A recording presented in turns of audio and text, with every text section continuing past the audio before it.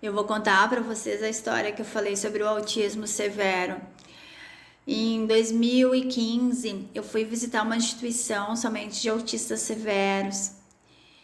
E eu fui toda feliz, toda contente. Nossa, tô indo visitar um outro espaço. Fui muito bem acolhida pela diretora, que é uma querida, assim, que é uma das pioneiras no estado do Rio Grande do Sul com espaços, né, acolhedores, e ela trabalha somente com um autismo severo. E chegando lá, qual foi a minha surpresa? Eu tinha adultos autistas severos naquele lugar. Porque nós temos a concepção, a ideia e a vivência de autistas pequenos, né? De pessoas dentro do espectro autista pequeno. Nós esquecemos que eles irão crescer, porque quando eles estão dentro da nossa escola, eles ainda são pequenos. Eles ainda, né, essa educação infantil, anos iniciais, e depois parece que eles se perdem do nosso campo de visão. E eu cheguei lá e me deparei com autistas de 33 anos, de 40 anos, extremamente no grau severo, com a fala, né, o verbal, somente uma grande maioria por gritos, os que falavam eram palavras aleatórias e soltas. E quando eu entrei lá, eu demonstrei estar com medo. Quando eu me deparei com aqueles adultos, eu demonstrei medo. Porque eu me fechei, assim, me encolhi. E no momento que eu demonstrei medo, eles demonstraram que eles sentiram o meu medo. E um puxou o meu cabelo e gritava, puxando o meu cabelo, e eu gritava desesperada que ele estava puxando o meu cabelo. E eu fiz uma cena ridícula que hoje eu morro de vergonha, mas que eu preciso compartilhar com vocês, de gritar e chorar. Ele tá me puxando. E aí eu me descontrolei. Como todo ser humano que eu sou, com as limitações gigantescas que eu tenho, eu me descontrolei. E as moças que trabalhavam lá, as professoras, terapeutas, demoraram para conseguir tirar ele de cima de mim, do meu cabelo. E ele queria cheirar, na verdade. Eu acho que ele nem puxou, ele pegou para cheirar e eu me desesperei. E ali foi um erro atrás do outro. E aí, quando eu me acalmei, que eu subi para o segundo andar para conversar com a coordenadora, ela me disse, ela sorriu antes de me falar qualquer coisa, depois ela me disse, ele apenas reagiu às tuas emoções. Extremamente envergonhada, eu concordei e voltei para minha casa. E lá na minha casa eu consegui compreender que não partiu dele aquela ação, partiu da minha pessoa. Ele pegou no meu cabelo, talvez ele queria cheirar o meu cabelo, talvez ele achou os meus cachos diferentes, mas eu, por já estar com medo, por ver um homem na minha frente grande, pensei, gente, se ele parte para cima de mim, o que eu vou fazer? E naquele momento, lá na minha casa, eu me senti tão pequena diante dele, tão envergonhada, diante de uma pessoa que talvez só queria me fazer um carinho, que queria conhecer a outra pessoa que era desconhecido para ele, que queria me tocar de uma forma carinhosa, ou talvez da forma mais carinhosa que ele consegue tocar. Na verdade, eu não posso querer que ele me toque da mesma forma que eu toco, porque ele tem o jeito dele, as concepções, as percepções dele. E aí eu comecei a entender o quanto essa visão de mundo que eles têm é incrível. O quanto que essa visão de mundo é maravilhosa.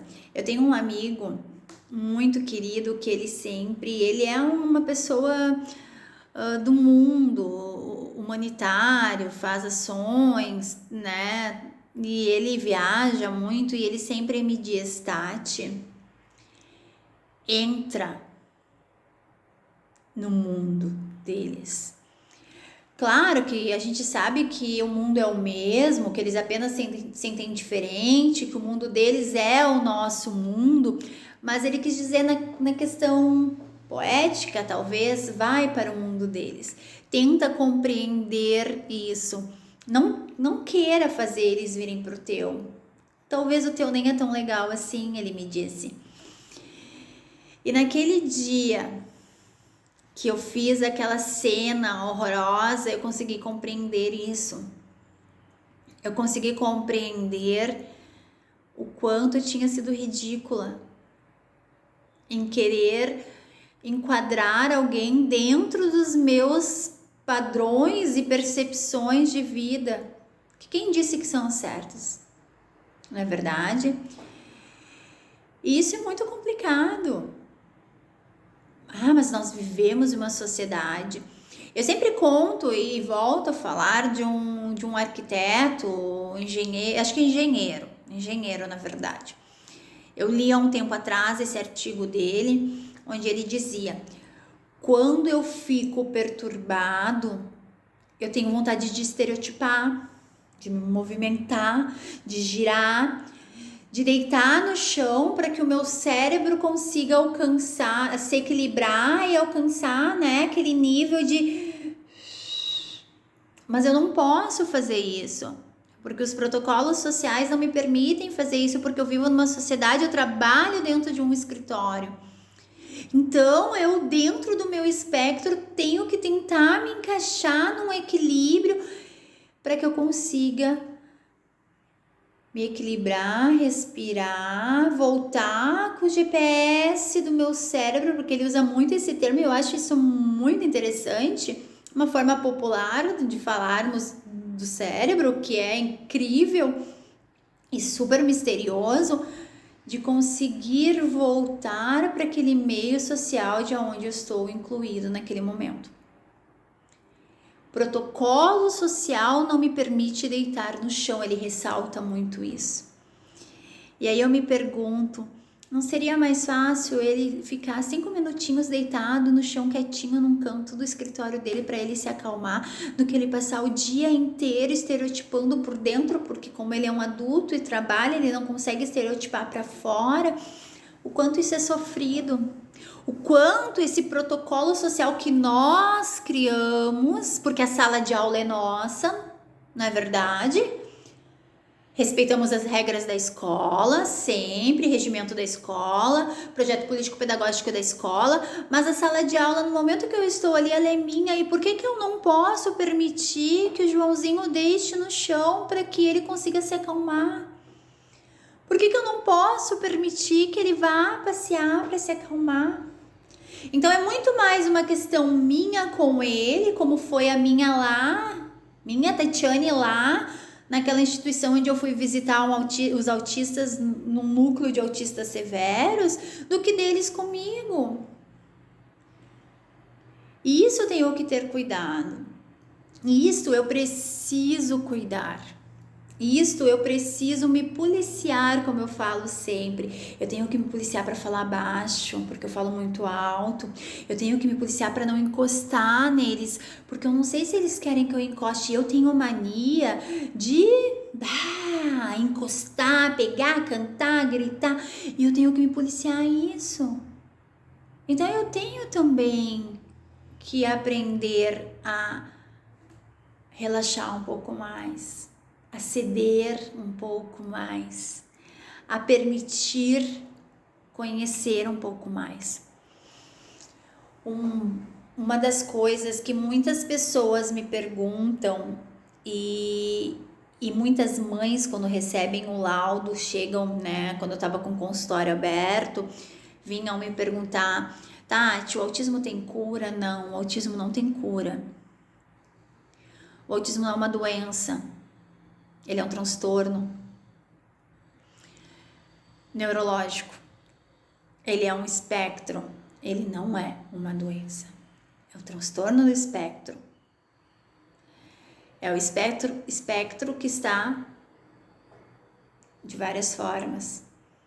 que não veio popularmente dizendo naquele modelo único dos neurotípicos. Ele veio neurotípico, ele veio diferente. Então, o autismo não é uma doença. Por mais que ele está lá, né, no CID que a gente tem hoje, ele está dentro naquele quadro das doenças mentais, neurológicas e tudo mais, porque é uma questão científica de que precisa ter essa classificação. O autismo não é uma doença. E isso não sou eu que estou falando, isso é cientificamente, isso é neurologicamente. Muitas pessoas me perguntam com quem que eu vou para encontrar o laudo, né? Em busca de quem? É do psicólogo? Não, eu vou do neurologista. Quando eu falo de questões do cérebro, eu vou em um neurologista. Quando eu falo em questões de comportamentais, eu vou de um psicólogo. Não é verdade? Ah, mas tu fala muito nas tuas palestras de terapias. Essas terapias vai deixar o fulaninho irá deixar de ser autista? Não. Ninguém deixa de ser autista. Nós podemos com as terapias sim trazer uma qualidade melhor de vida, e este é o principal objetivo de todas as terapias psicopedagógicas, acompanhamentos com fono, acompanhamento com neuro, motricidade, educação física, que entra nessa parte, né? Mas nós não realizamos as terapias para que alguém deixe de ser autista. Ele não deixará de ser autista. Uma vez dentro do espectro, sempre dentro do espectro. Apenas ele irá melhorar a sua qualidade de vida, questão social, né? Questões familiares. O nosso objetivo é que essa pessoa tenha uma qualidade de vida melhor. Por isso que essas terapias elas se fazem necessárias. Mas essas terapias não devem ser feitas no ambiente escolar. A educação especial deve sim vir fora do ambiente escolar, esses atendimentos terapêuticos. O ambiente escolar é um ambiente de inclusão, um ambiente de socialização de aprendizados. Na verdade, a criança ou adolescente, até mesmo o adulto, fora do ambiente escolar, ele tem sim que seguir com essas terapias. Elas são extremamente necessárias para que ele tenha uma vida social um pouco mais, digamos, leve, né? Sem tantas crises, sem tantos problemas. E sim, a medicação se faz muito presente no transtorno. Isso é uma outra pergunta que profissionais me trazem, e pelo convívio que eu tenho com essas famílias, sim, a medicação se faz necessária, porque mesmo com as terapias, muitos fazem uso da medicação, porque muitos não têm a questão de o sono, né? Assim, vamos dizer, a questão de deitar, dormir, precisa de uma medicação para dormir, precisa de uma medicação para se alimentar. E nós iremos trazer a questão da alimentação nos materiais que nós separamos, e essa restrição alimentar, ela se faz presente na grande maioria, né? A seletividade alimentar se faz presente em muitos casos. Então, a terapia, ela se faz necessária sim, a medicação se faz necessária sim, mas a terapia é fora do ambiente escolar, né? A escola é um lugar onde irá acontecer uma inclusão, irá acontecer uma socialização. Mas a grande maioria precisa ir aos consultórios, precisa ir ao encontro desses profissionais, certo? Isso a gente não pode, não deve confundir. São dois caminhos que andam lado a lado, mas cada um executa a sua função, a escola e o trabalho terapêutico realizado fora da escola. Uma outra pergunta que chega muito e é muito forte é a questão do porquê que fulaninho é autista, por que ele tem autismo. Muitos estudos são feitos nessa área, e o que eu posso trazer para vocês é do mais recente, que é um estudo americano que fez uma pesquisa, mais uma das diversas que já foram realizadas, é na questão neurológica, que o autismo traz, junto com a questão genética.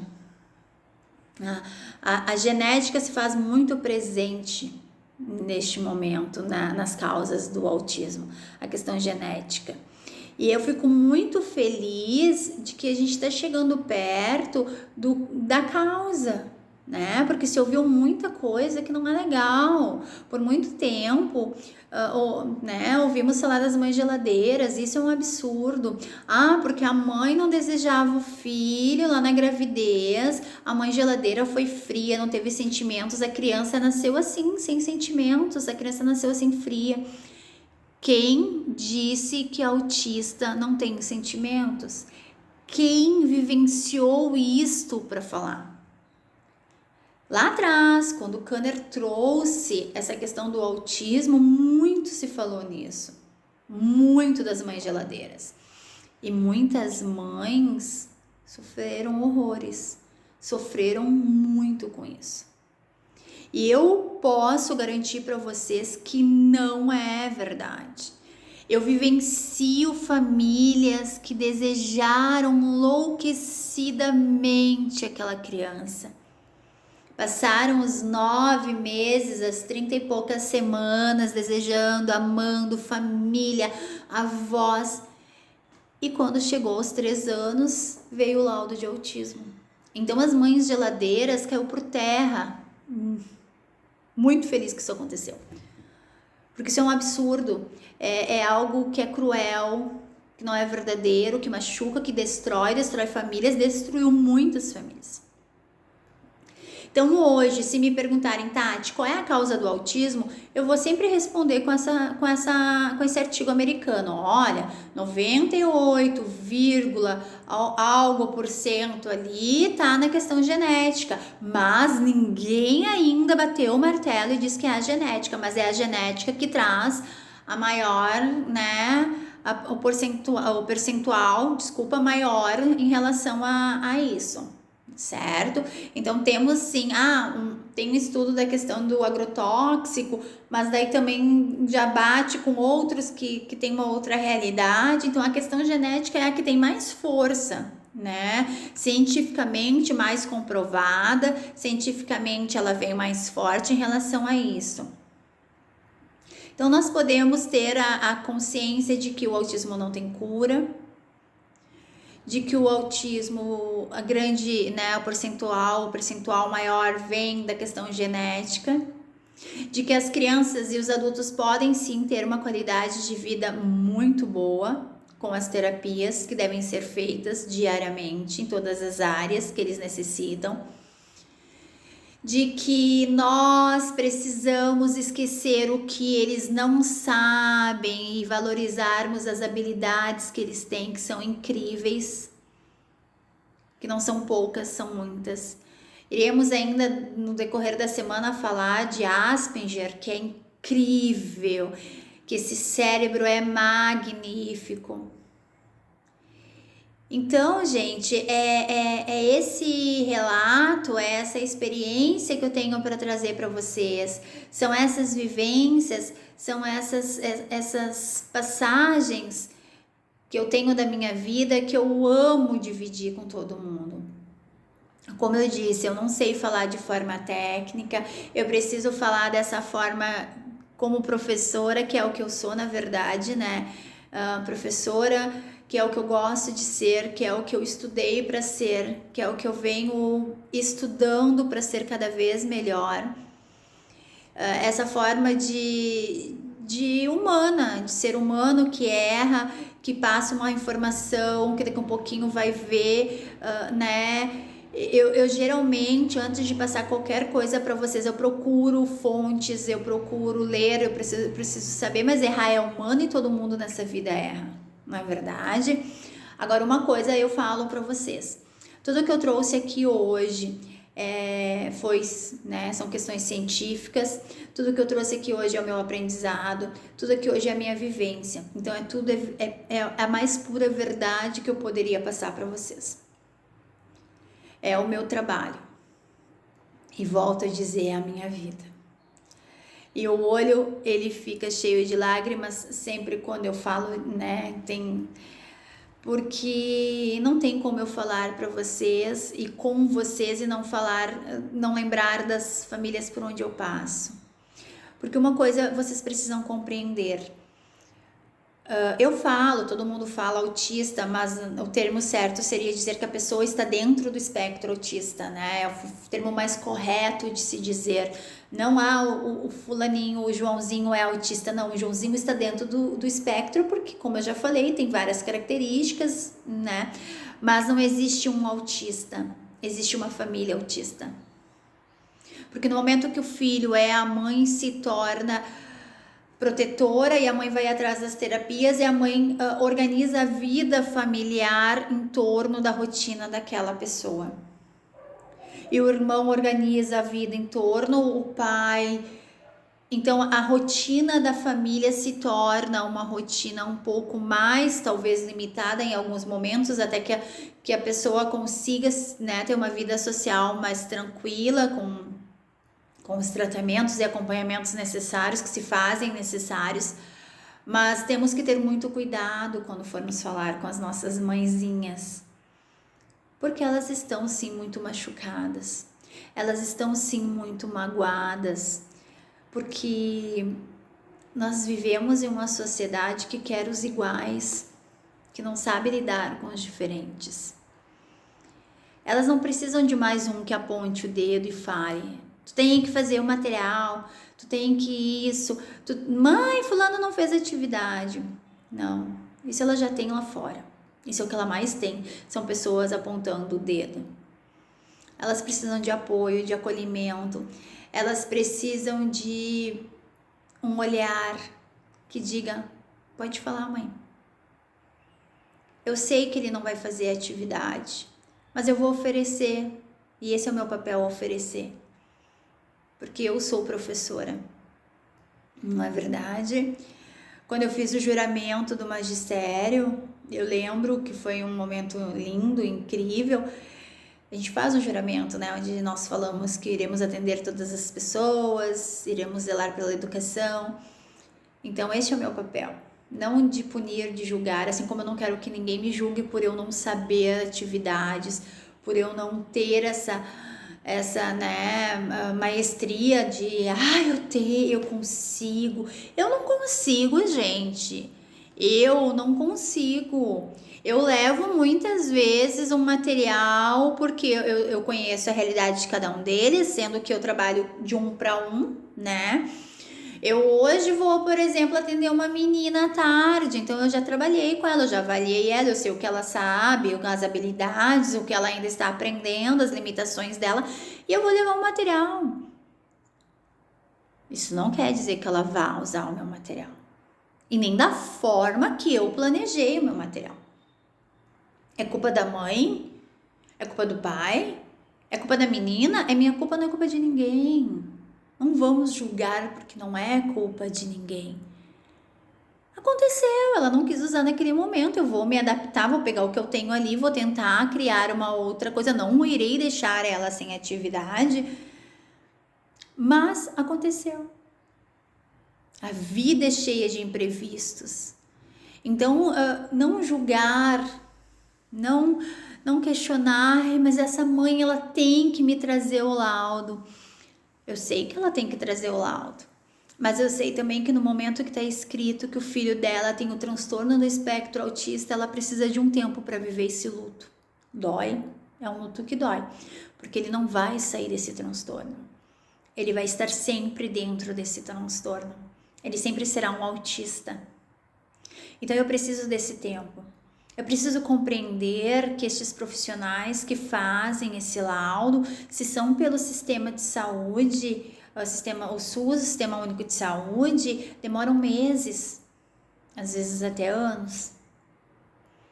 Em particular, a grande maioria não tem dinheiro para fazer.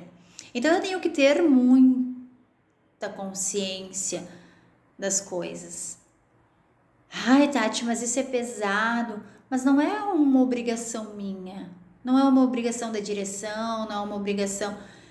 São coisas que nós vamos dividindo, que a gente vai dividindo, que a gente vai compartilhando. Eu tenho tais materiais, eu penso que, né, serão legais trabalhar com teus alunos. Agora, uma coisa eu falo para vocês, e amanhã nós viremos com essa parte dos materiais. Cada aluno é único. Cada um é único. O espectro autista se apresenta diferente em cada indivíduo. Por mais que eles tenham aquelas características clássicas que eu falei lá atrás, ele se apresenta diferente em cada indivíduo. Eu acho e eu penso que que eu consegui passar para vocês um pouquinho. São tantas coisas, tantos relatos que eu gostaria de contar, mas ao longo da semana nós iremos dividir isso, né? Eu sei que o meu áudio, né, ele não está muito bom, mas gravar dentro de casa, no apartamento, tem o cachorro do vizinho, tem barulho de carros que passam lá fora, mas eu me esforcei, nós estamos nos esforçando ao máximo para levarmos um pouco do nosso trabalho até vocês. E eu termino a minha fala de hoje com aquele pensamento que nós estamos levando.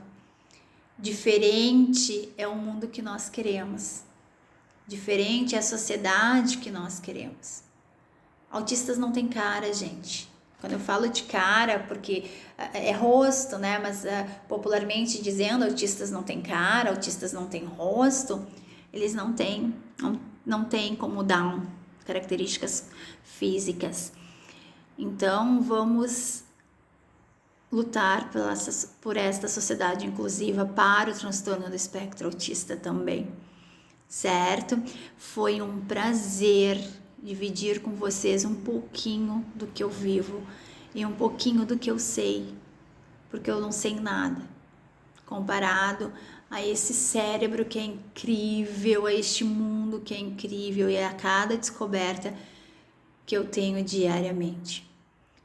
Uma coisa eu garanto para vocês, eu, Tatiane, aprendo muito mais com os meus assistidos, com os meus alunos, do que eles comigo. Eu tenho tão pouco a oferecer perto de tudo que eles têm para me oferecer. Foi um prazer.